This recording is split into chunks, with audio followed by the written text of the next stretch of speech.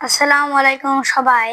আজকে আমি ফাজাইলে আমল বই থেকে একটি আমল পড়ে শোনাবো।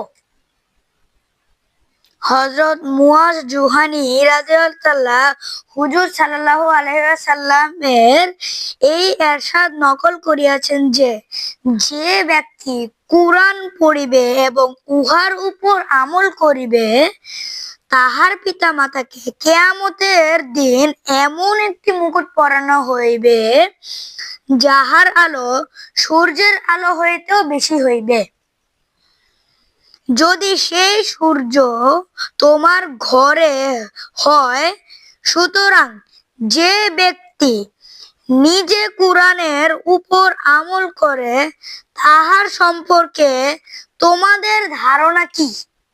আল্লাহ তাআলা আমাদের সকলকে কোরআন পড়ার তৌফিক দান করুক এবং আমল করার তৌফিক দান করুক। আমিন।